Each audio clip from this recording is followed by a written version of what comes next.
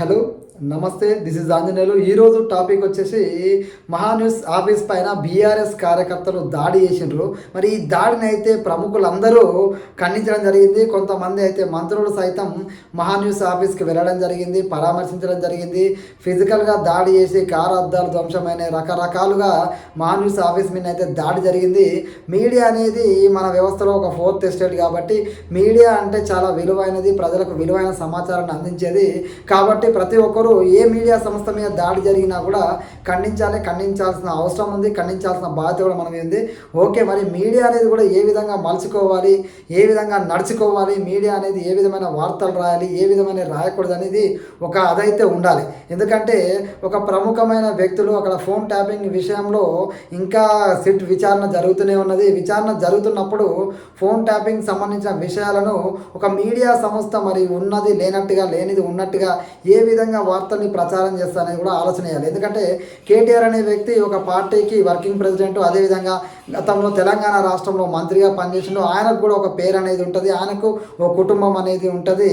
ఆయన వ్యక్తిగతంగా ఆయనను బదనాం చేసే విధంగా ఈ థంబ్నెయిల్స్ పెట్టేసి ఆయన కేటీఆర్ ఈ హీరోయిన్ రమ్మన్నాడు, కేటీఆర్ ఆ హీరోయిన్ రమ్మన్నాడు అని జిగుత్సాకరమైన థంబ్నెయిల్లు పెట్టేసి ఆయన ప్రతిష్టను దిగజార్చే విధంగా ఉంటే ఆయనకు కోపం వచ్చినా రాకున్నా ఒక వ్యక్తిని అనుసరించే వాళ్ళకి కోపం వస్తారా అనేది కూడా ఆలోచన చేసుకోవాలి. ఎందుకంటే మీడియా మీద దాడి చేయాలని నేను చెప్పట్లేదు, కానీ మీడియా మీద దాడి చేయకూడదు, దాడి చేస్తే దాన్ని ఖండించాలి, కానీ సంయమనంతో ఉండాలి. కానీ ఇలాంటి వార్తలు కూడా రాయడం అనేది మీడియా ఎంతవరకు కరెక్ట్ జర్నలిజం అంటే వార్తల్ని ప్రజలకు మంచి వాస్తవాన్ని తెలియజేసే విధంగా ఉండాలి, కానీ జిగుత్సాకరమైన థంబ్నెయిల్స్. ఎందుకంటే కేటీఆర్ అనే వ్యక్తి ఈ హీరోయిన్ రమ్మనుడు, ఆ హీరోయిన్ రమ్మడు, అది చదవడానికే ఒక జిగుత్సాకరంగా ఉంది. ఎవరికైనా సరే ఆ వార్తలు చూసినప్పుడు కోపం వస్తుంది. ఆయనకు సంబంధించిన ఆన్సర్లో కూడా కోపం వచ్చింది, దాడి చేశారు. ఖచ్చితంగా ఈ దాడిని ప్రతి ఒక్కరు ఖండించాలి. ఇలాంటి దాడులకి అసలు ఎక్కడ తావులేదు. ఇది ప్రజాస్వామ్య దేశం, ప్రజలు సంయమనంతో ఉండాలి. అదేవిధంగా ఎవరికైనా మాట్లాడే హక్కు ఉంటుంది, భావాన్ని వ్యక్తపరిచే హక్కు ఉంటుంది. కానీ ఏ విధంగా ఒక వ్యక్తిని మనం బదనాం చేసి ఒక వ్యక్తి యొక్క వ్యక్తిగత జీవితాన్ని బదనాం చేస్తామంటే ఏ విధంగా రైట్ అయితే కూడా ఆలోచించాలి. మీడియా అనేది ఆ థంబ్నెయిల్స్ ఏ విధంగా పెట్టిరో వాళ్ళు చూస్తే మీకే అర్థమైపోతుంది. మన ఆ థంబ్నెయిల్స్ని తర్వాత చేంజ్ చేశారు. తప్పు చేయనప్పుడు ఆ థంబ్నెయిల్స్ ఎందుకు చేంజ్ చేయాల్సి వచ్చింది? మీరు తప్పుడు వార్తలకు ప్రచారం చేయకపోతే ఎందుకు ఆ థంబ్నెయిల్ చేంజ్ చేయాల్సి వచ్చింది కూడా ఆలోచన చేయాలి.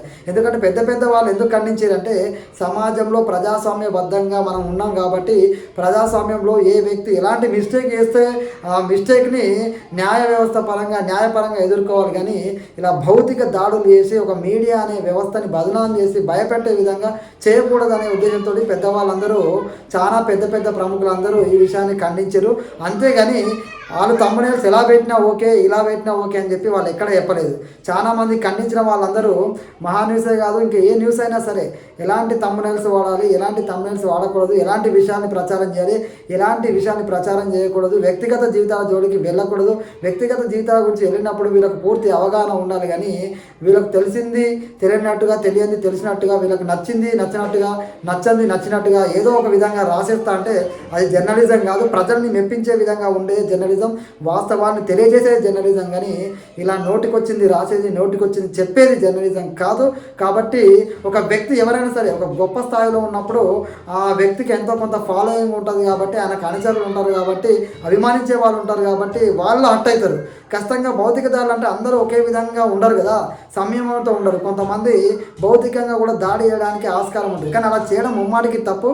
కానీ ఇలాంటి విషయాల్ని ఒక ప్రముఖ మీడియా ఛానల్ అలాంటి థంబ్నెయిల్ పెట్టడం అనేది ముమ్మాటికి తప్పే అవుతుంది. మీడియా మీద దాడి చేయడం కూడా ఎవరైతే బీఆర్ఎస్ కార్యకర్త అది తప్పే. కానీ ఒక వ్యక్తి ప్రతిష్టను దిగజార్చే విధంగా మీడియా రాతలు రాయకూడదు, వాస్తవాన్ని ప్రచారం చేయాలి. అయినా ఒక వ్యక్తి సంబంధించిన విషయం కావచ్చు, లేదంటే ఒక రాష్ట్రానికి సంబంధించిన విషయమే కావచ్చు, ఫోన్ ట్యాపింగ్ విషయం అనేది దర్యాప్తు జరుగుతుంది. దాని గురించి మనం ఎట్లా మాట్లాడడానికి ఏముంది? అది ఫైనల్ అవ్వలే కదా. మీకేమైనా చెవిలో చెప్పిరా? దర్యాప్తు సంస్థ వాళ్ళు దర్యాప్తు చేసుకుంటా ఇది జరిగింది, అది జరిగింది, ఇలా జరిగింది, అలా జరిగింది అని చెప్పేసి మీ చెవిలో చెప్పిరా? మీరు ఇష్టం వచ్చినట్టు వార్తలు రాయాలంటే అది నిజాయితీతో కూడిన వార్తలు రాయాలి, నిబద్ధతతో కూడిన వార్తలు రాయాలి. ఒక వ్యక్తిని గౌరవపరిచే విధంగా ఉండాలి, కానీ అగౌరవపరిచే విధంగా వార్తలు రాయకూడదు. ఆయనకు కుటుంబం ఉంటుంది.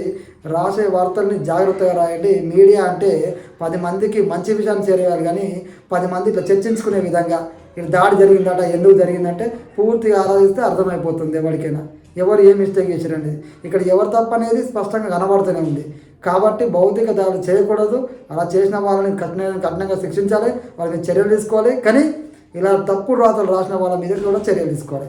అది జర్నలిజానికి మంచిగా జర్నలిజం చేసే వాళ్ళందరికీ కనువిప్పు అవుతుంది. ఎందుకంటే కొంతమంది తప్పుడు వార్తలు రాసినని చెప్పి అందరు జర్నలిస్టులు మనం తప్పుపట్టలేము.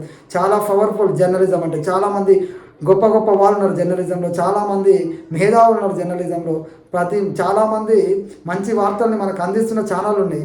అలాంటి ఛానళ్ళ మీద ఇలాంటి చిన్న చిన్న విషయాలు జరిగినప్పుడు ప్రభావం పడే అవకాశం ఉంటుంది. కాబట్టి తప్పుడు వార్తల్ని ఖచ్చితంగా చిన్న చిన్న ఛానల్ అయినా పెద్ద ఛానల్ అయినా ప్రచారం చేయొద్దు. వాస్తవాన్ని ప్రచారం చేయండి. ప్రజలకు ఇన్స్పిరేషన్గా ఉండాలి మీడియా అంటే. అలానే ఉంటారని కోరుకుంటూ జై హింద్.